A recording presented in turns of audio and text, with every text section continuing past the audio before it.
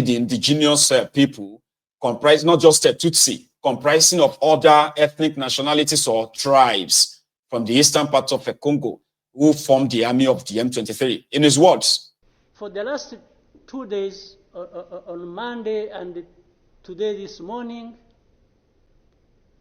I spoke with the President of South Africa, who sought me out to speak with me on this matter because of their involvement in Eastern Congo.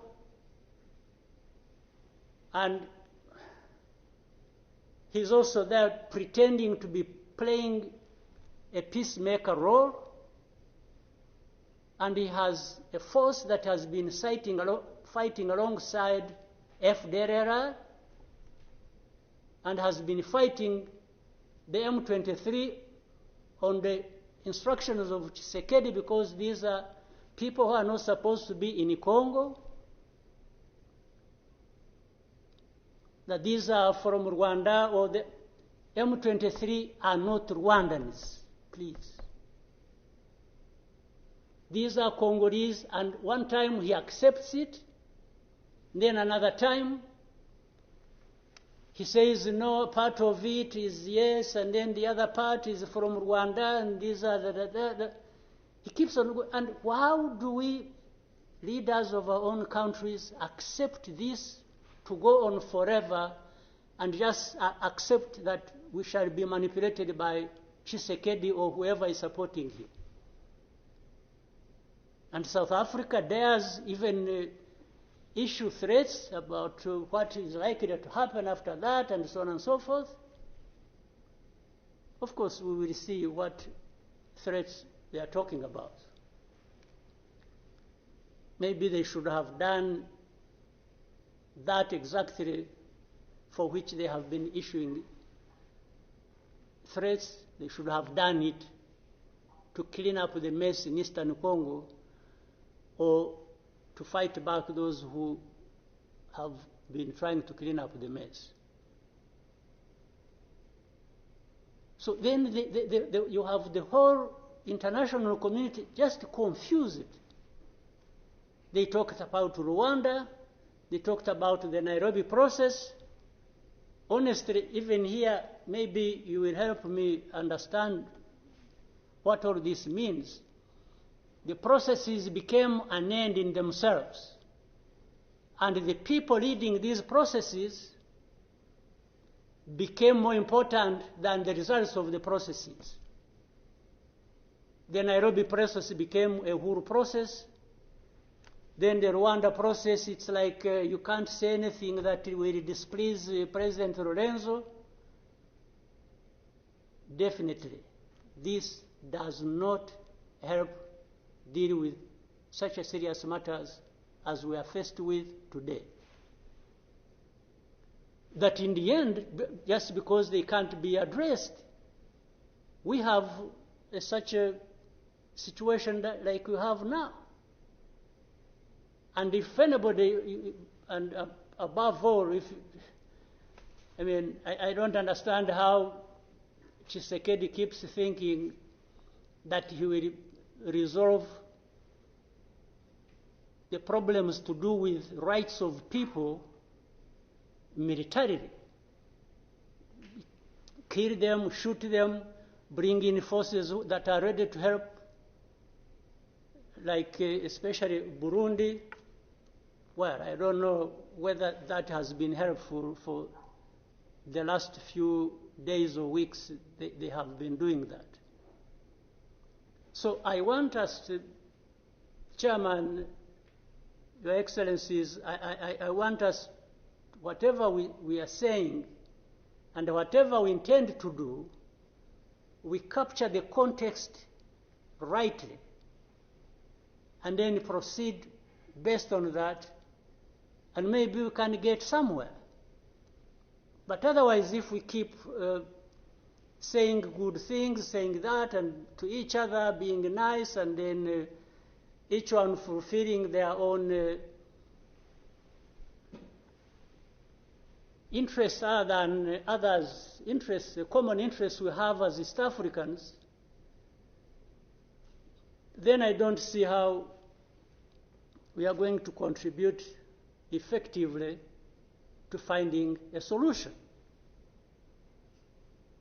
But really, to have even had East African community expelled from Eastern Congo and everybody complied and then there was quiet, it's as if it was normal or that is okay.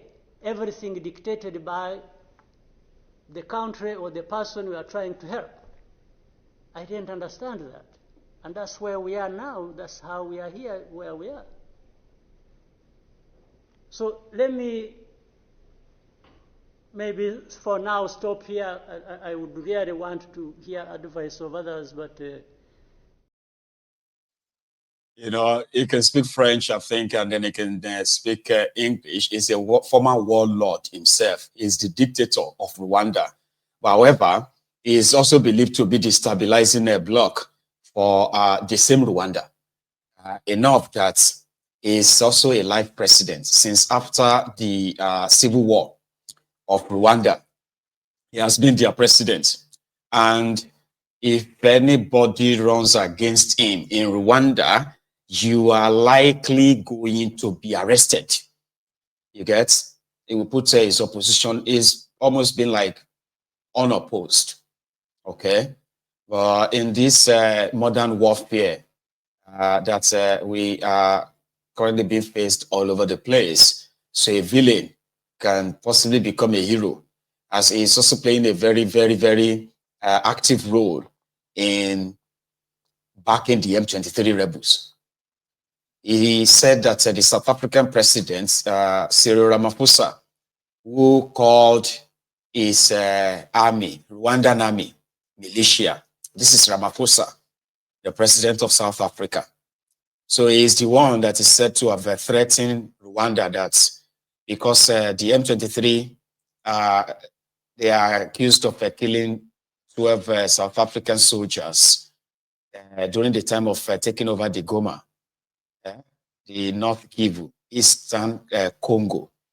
So Ramaphosa called the Rwandan army, he called them militia. And that got Paul Kegame a little bit riled up. How dare you? Number one, Rwandan army, they are not militias. They are army of the Republic of Rwanda. Okay? Or if you continue with this, your threats, the threat of Rwanda is a small, tiny country of 14 to 15 million people that you can just walk in. Well, if that is what you want, fine. Maybe we should, maybe we should try that out. In fact, in his words, let me see that part of the quote, right? According to Paul Kegame, he said, if South Africa want to contribute to peaceful solutions, this is well and good. But South Africa is in no position to take on the role of a peacemaker or mediator. And if South Africa prefers confrontation, Rwanda will deal with the matter in that context any day. Paul Kegame. Also at the meeting with the South Africa head of states yesterday, Paul Kegame also added this. Or like he did, he didn't want East African community because they were not doing things the way he wanted, even if it was not right.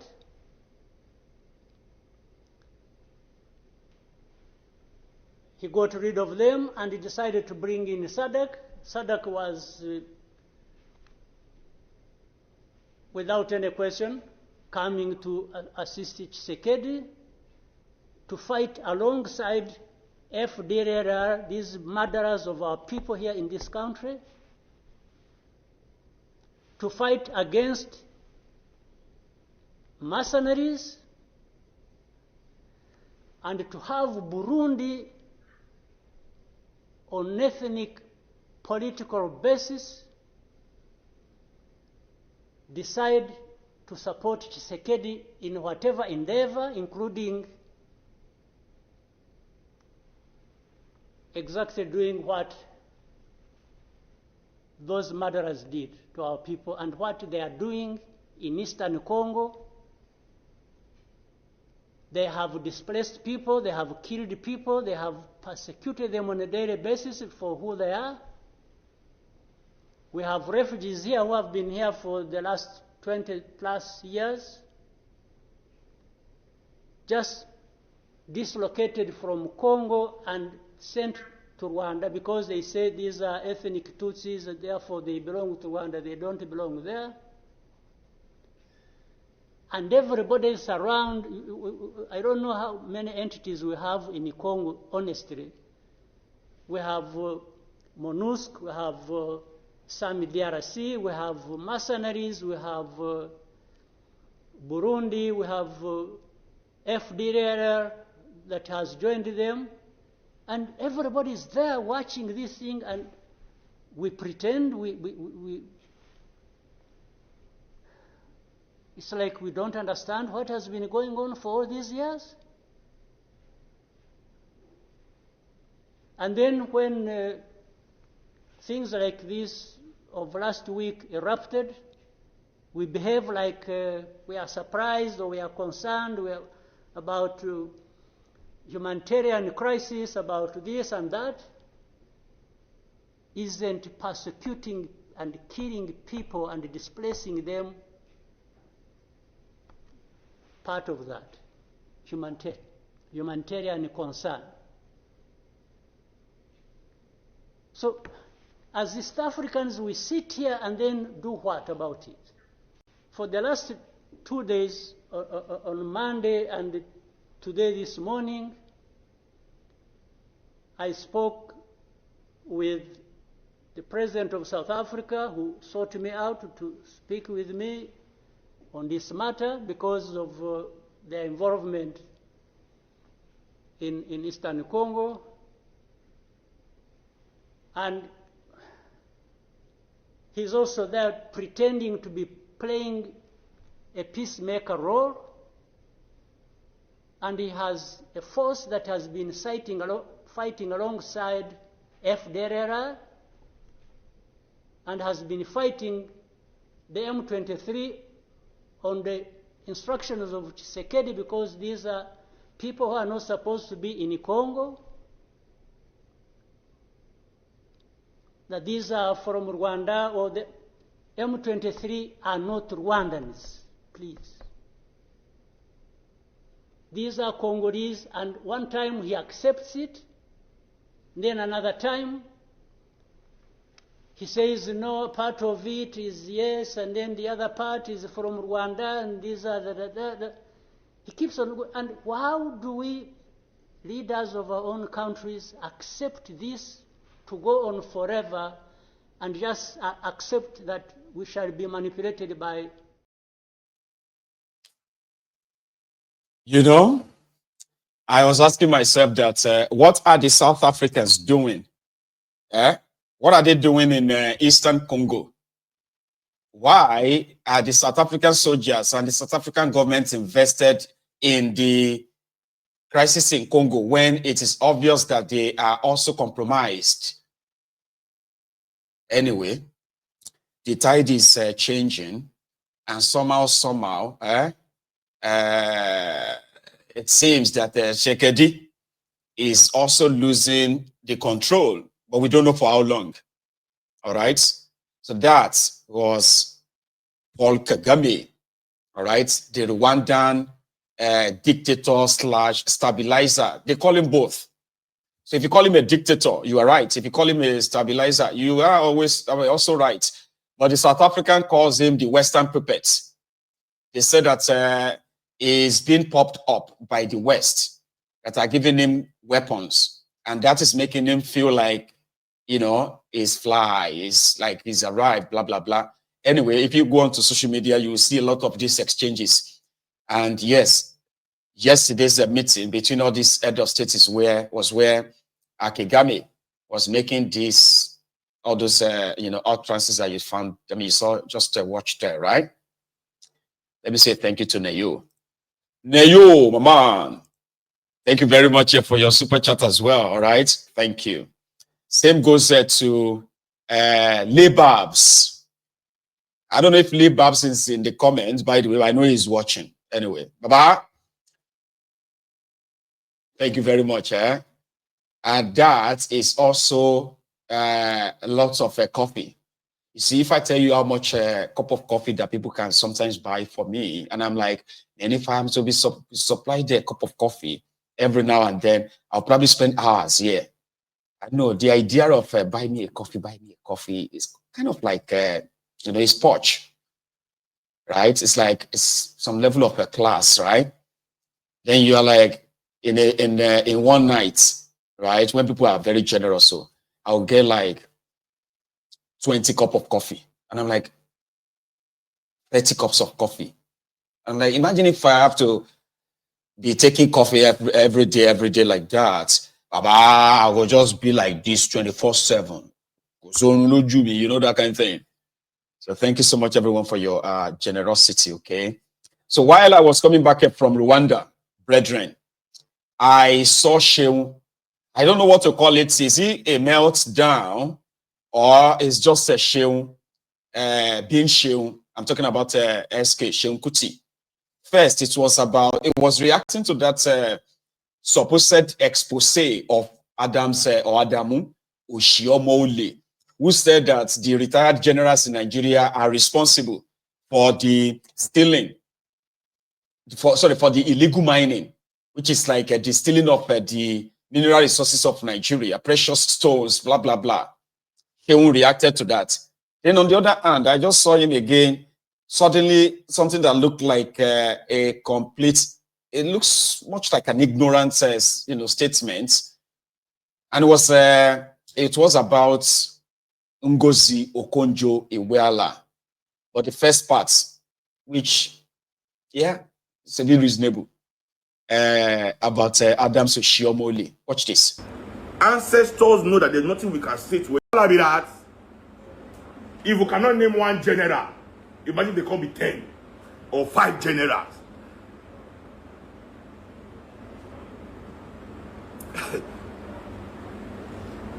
So when you call Open TV now, somebody will come and say, Oshiomole exposing corruption in Nigeria. You're the one that say, where did he expose the corruption? Whose person name be one general? He did not name any country that they are taking these diamonds, this gold to, that they are taking to go from the airport.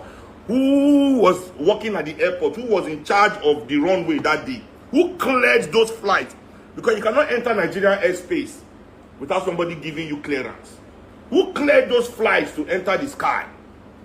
Who are the custom agents that allow those contraband to pass? Okay, we cannot even name the general. So all these minions where they work for under una, where they for airports, where they for the you people too, those ones who cannot be named. Those ones who cannot be named. Everybody in charge of the moving, everybody cannot be named. No investigation has named one official. It's just one general. Just no one general. One general, my brother. One general. Hello. One general. That's the job we put him there for. A senator to tell us one general. One J. One J. One J. Unknown soldier still existing, bro. Unknown soldier since 1977. Before now, unknown soldier. Now is one general. No more unknown soldier. Is one general. No more unknown soldier. Let us embrace one general. One general.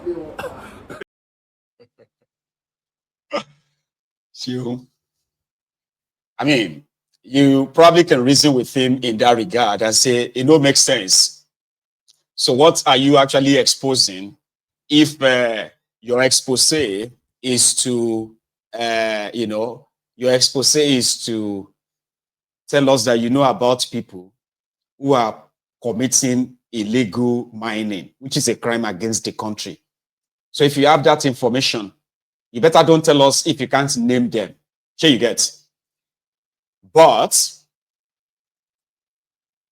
just let's take it like, oh, he's alerting us. Let's go look for one general. So you will reason with Shehu that way. Then the next part, he actually ranted a lot. Oh. The next part is about Okonjo Iweala. And I'm like, Shehu went to one of the best schools in Nigeria. And I think he also went to some other private schools abroad. I'm not sure of that. So, but he went to one of the very good schools in Nigeria. I don't know which one, but I sure can imagine. Right? So this information and the way is kind of like passionate about what he's saying makes it more makes it look more like when ignorant person is doubling down in that popular saying that wise people are always in doubt and foolish people, they are always very confident. You know, foolish people are very confident. Ignorant people are very confident. I'm telling you, 1 million soldiers that day we about to just come our area. It be like 1 million soldiers. Everywhere, soldier, every police, army, 1 million soldiers.